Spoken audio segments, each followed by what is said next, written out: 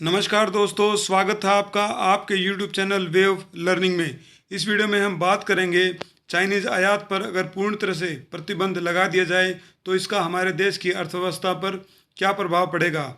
जो हमारे देश में मैन्युफैक्चरिंग सेक्टर है उस पर इसका क्या असर होगा। इस वीडियो में हम इन बातों पर भी गौर करेंगे कि कितना जो है हमारा ट्रेड है वो चाइना के साथ होता है और इसमें हमारी क्या स्थिति है और इन सब से निजात पाने का क्या रास्ता है और भविष्य में किस तरह से हम सेल्फ रिलायंट हो सकते हैं।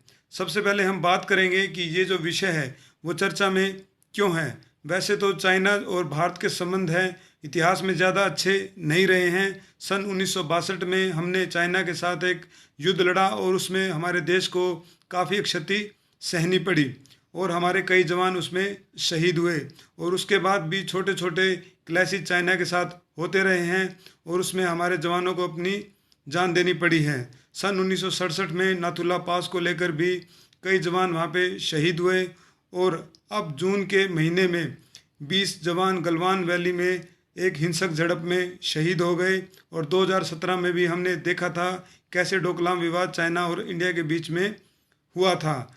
अब जो चाइनीज़ कंटेनर हैं वो अभी पोर्ट पर रुके हुए हैं, उन्हें पिछले 4 दिन से कोई क्लियरेंस नहीं मिल पाई है। सोशल मीडिया, इलेक्ट्रॉनिक मीडिया और प्रिंट मीडिया में यह चर्चा का विषय बना रहता है क्यों न चाइनीज़ आयात पर प्रतिबंध लगा दिया जाए और चाइनीज़ प्रोडक्ट का कम से कम हमारे देश में उपयोग किया जाए और उसकी जगह जो हमारे देश में चीज़ें बनती हैं उनका ज़्यादा से ज़्यादा प्रयोग किया जाए।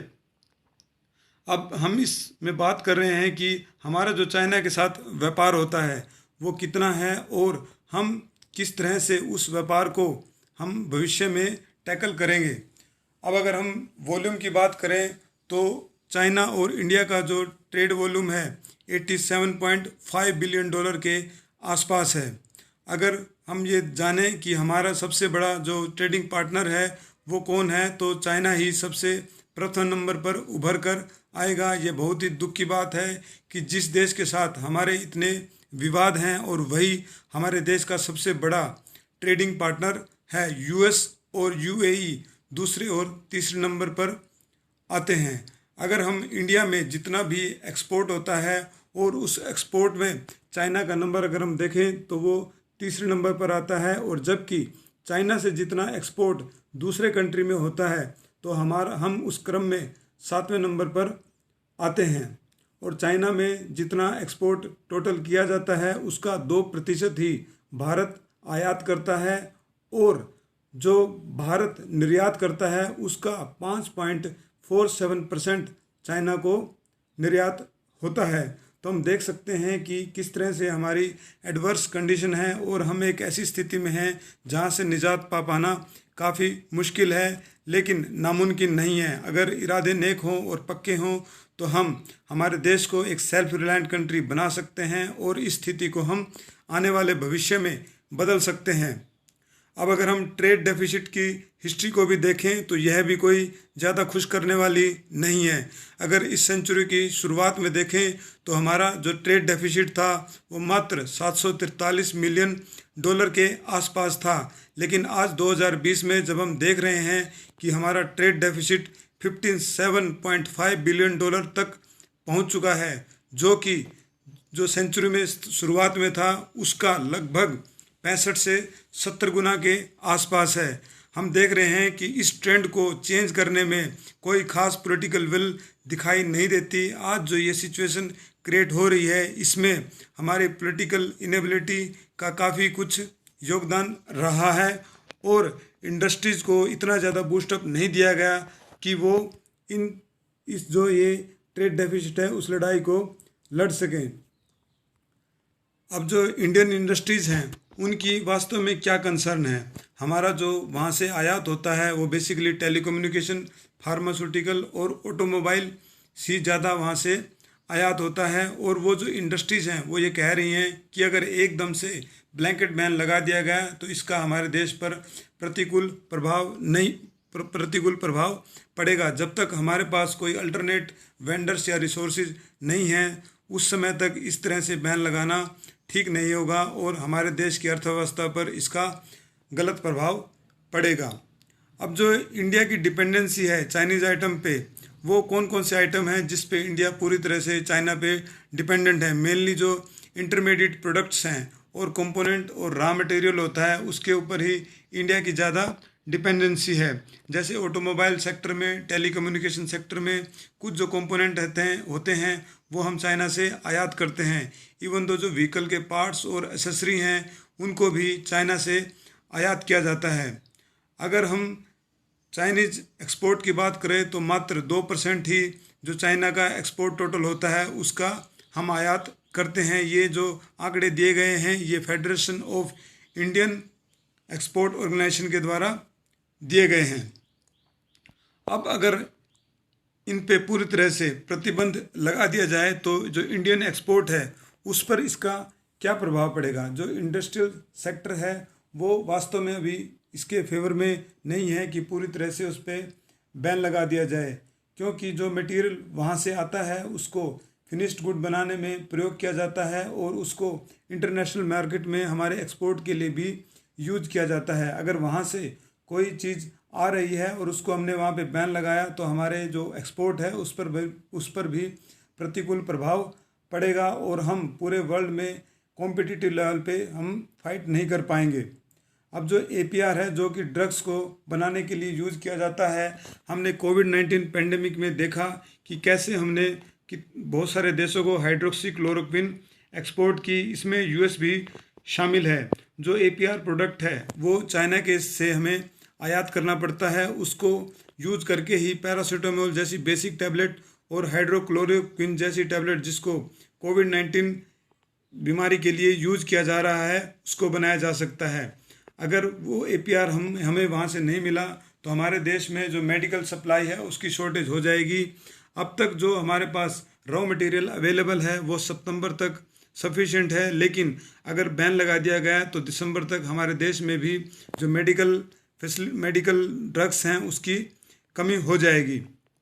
और ये जो ड्रग्स हैं वो विदेशों में भी सप्लाई की जाती है और कुछ कंट्री इसके लिए हमारे ऊपर भी डिपेंडेंट हैं। जब तक कि अल्टरनेट रिसोर्सेज हमको नहीं मिलते हमें, तब तक ऐसा कोई ब्लैंकेट बैन लगाने में हमें कोई फ़ायदा नहीं होने वाला है। अब ये सब जो चीज़ें हो रही हैं इसका वे आउट क्या है। जो federation of Indian economic organisation है उसने ये कहा है कि जो नॉन एसेंशियल प्रोडक्ट हैं उसको इंडिविजुअल पर छोड़ देना चाहिए, वो उन्हें खरीदें या ना खरीदें वो व्यक्तिगत मर्जी है।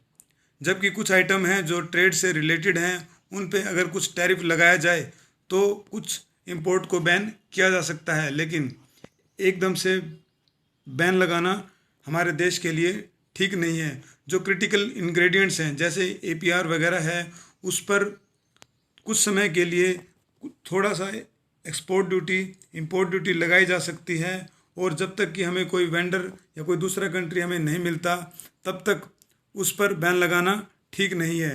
CII की एडवाइस है कि जो दूसरे कंट्री हैं जैसे US, जापान, यूरोपियन कंट्री के कुछ देश, वियतनाम, मैक्सिको, वहाँ से कुछ प्रोडक्ट को वहाँ से लिया जा सकता है और धीरे धीरे हम उन कंट्री की तरफ शिफ्ट हो सकते हैं। अब जो प्रधानमंत्री ने एक आत्मनिर्भर भारत का सपना देखा है उस पर हमने एक डेडिकेटेड वीडियो भी इस चैनल पर बनाया हुआ है, आप उसे हमारे लिंक में देख सकते हैं। कैसे ये आत्मनिर्भर भारत का सपना इस चीज़ में हमें मदद कर सकता है। अगर हम हमारी इंडस्ट्रीज़ को फोकस करें कि वो हमारे देश में ज़्यादा से ज़्यादा मैन्युफैक्चरिंग करें और हमारी डिपेंडेंसी को चाइना पर घटाएं तो हमें इसका भविष्य में फ़ायदा मिल सकता है। धीरे धीरे अगर हम टैरिफ बढ़ाएं और इम्पोर्ट ड्यूटी को जो बढ़ी है उसको अगर इंटरेस्ट सबवेंशन देकर हम जो हमारा मैन्युफैक्चरिंग सेक्टर है उसको फ़ायदा पहुंचाया जा सकता है। अगर मान लो हम इंपोर्ट ड्यूटी बढ़ा रहे हैं, जो इंपोर्टर हैं उनको वो जो प्रोडक्ट हैं वो महंगे मिलेंगे।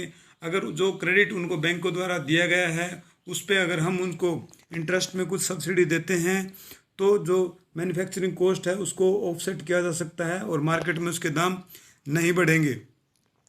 और एक्सपोर्टर जो हैं वो भी उस इम्पैक्ट को दूर कर सकते हैं। अगर वो जो कंट्री एंटी चाइनीज़ सेंटिमेंट रखते हैं उन मार्केट की खोज की जाए और वहाँ पे एक्सपोर्ट को ज़्यादा से ज़्यादा बढ़ाया जाए तो जो एक्सपोर्ट इम्पैक्ट होगा हमारे देश के ऊपर उसको भी रिड्यूस किया जा सकता है। इस पूरे टॉपिक से हमें ये पता चल रहा है कि हमारा जो ट्रेड डेफिसिट चाइना के साथ है वो आज $57 बिलियन का है। इस जो अमाउंट को हम इस तरह से आंक सकते हैं, जो चाइना पाकिस्तान इकोनॉमिक कॉरिडोर है उसकी जो इन्वेस्टमेंट है वो $51 बिलियन का है। हम ये कह सकते हैं कि एक तरह से हम एक सेल्फ गोल कर रहे हैं। हम चाइनीज़ के हाथ में ही बुलेट दे रहे हैं जो हमारे सैनिकों को शहीद कर रही है। अगर हमारी सरकारें और हमारा देश इस तरफ ध्यान दे तो हम जो इस समस्या से निजात पा सकते हैं। और अंत में मैं एक लेनिन का जो वक्तव्य है वो कोट करना चाहूँगा। Imperialism is highest form of capitalism, mean जो साम्राज्यवाद है उसकी जड़ें जो हैं वो पूंजीवाद से ही मजबूत होती हैं। अगर आप ये जो चैनल है इस पे आपको समय समय पर गवर्नमेंट जॉब के बारे में जानकारी, उनकी प्रिपरेशन स्ट्रेटजी और जीके और इंग्लिश के टॉपिक मिलते रहेंगे। अगर आपको ये वीडियो अच्छा लगा हो तो आप इस वीडियो को लाइक और शेयर करें और हमारे चैनल को सब्सक्राइब करना ना भूलें। Thank you. जय हिंद।